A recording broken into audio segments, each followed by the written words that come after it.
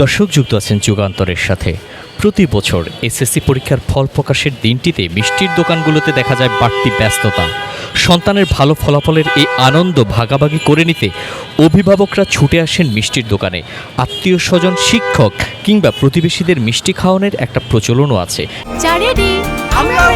ভালোবাসার শ্রেষ্ঠ ব্লেন্ডে লাইফটা ভরপুর। চা মানেই ইস্পাহানি মির্জাপুর। কিন্তু এবারের রেকর্ড পরিমাণ পরীক্ষার্থীর অকৃতকার্য হওয়ার প্রভাব পড়েছে মিষ্টির দোকানগুলোতে। আমরা এখন কথা বলবো এই মিষ্টির দোকানটিতে, যেটি রাজধানীর হাতিরপুলে অবস্থিত, এবং আমরা এখানের কর্তব্যরত যারা আছেন তাদের সাথে কথা বলবো। ঠিক একদমই চেনা সেই চিত্রটি এখন দেখাই যাচ্ছে না, অনেকটা ফাঁকা বলা চলে। আমরা এখন পর্যন্ত বেশ কিছুক্ষণ হয়েছে একজন ক্রেতাও এখানে দেখতে পাইনি। আমরা এখন এখানের দায়িত্বরত যিনি আছেন তার সাথে কথা বলবো। আজ তো এসএসসির ফলাফল দিয়েছে, তো সাধারণত এই এসএসসির ফলাফলের দিনটিতে আমরা বেশ ভিড় দেখতে পাই, যে বেশ বেচাকেনা থাকে, কিন্তু এবার চিত্রটি একদমই ভিন্ন।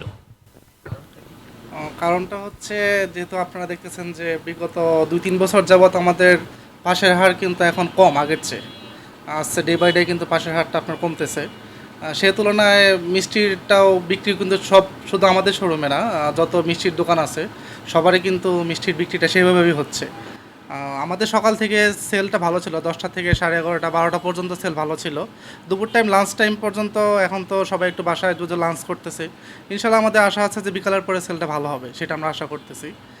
এখন পর্যন্ত সেল মোটামুটি আমরা অর্ডারটা সেভাবে দিই, যেহেতু আমরা বিগত 2-3 বছরের ক্যালকুলেশন করে দেখতেছি যে আপনার ওই মিষ্টির সেল রেজাল্টের উপর তুলনা করে যেভাবে হচ্ছে তার থেকে আমরা কিছু বাড়িয়ে আনতেছি, যাতে আহামরি না এনে যাতে ওয়েস্টেজ না করতে হয়, সেভাবে আমরা মিষ্টিটা আনা হচ্ছে।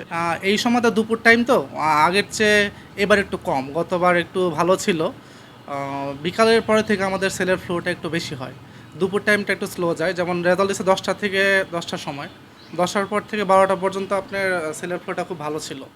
12টার থেকে এখন পর্যন্ত একটু কম। আশা করছি আমাদের বিকালের পরে একটু ভালো সেল হবে, এটা আমরা আশা করতেছি। ধন্যবাদ আপনাকে।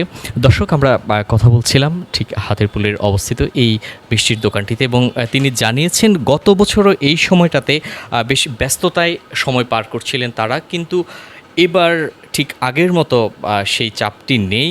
দর্শক, আপনাদের জানিয়ে রাখি, বিগত 3 বছরের ফলাফল 2023 সালে 80% শিক্ষার্থী পাশ করেছে, 2024 সালে সেটি 83% পৌঁছেছে, এবং 2025 সালে সেটি 68.45% আসে। এবং এবার যে ফলাফল সেটি গতবারের চেয়েও আরও বেশি খারাপ হয়েছে। 62.25% শিক্ষার্থী এবার পাশ করেছে, যেটি গতবারের তুলনায় অনেক বেশি কম। এভাবে আমরা যে মিষ্টির দোকানটিতে আমরা দেখতে পেলাম, তারাও জানিয়েছেন যে এর প্রভাব, যেটি পরীক্ষার যে এসএসসি পরীক্ষার্থীদের যারা ছিলেন তাদের অকৃতকার্যের হার বেশি হওয়ার কারণেই কিছুটা মিষ্টির দোকানেও বেচাকেনা কমে গিয়েছে, এবং এটি গতবারের তুলনায় বেশ কম বলছেন তারা। দর্শক, সবশেষ তথ্য জানতে যুক্ত থাকুন যুগান্তরের সাথে।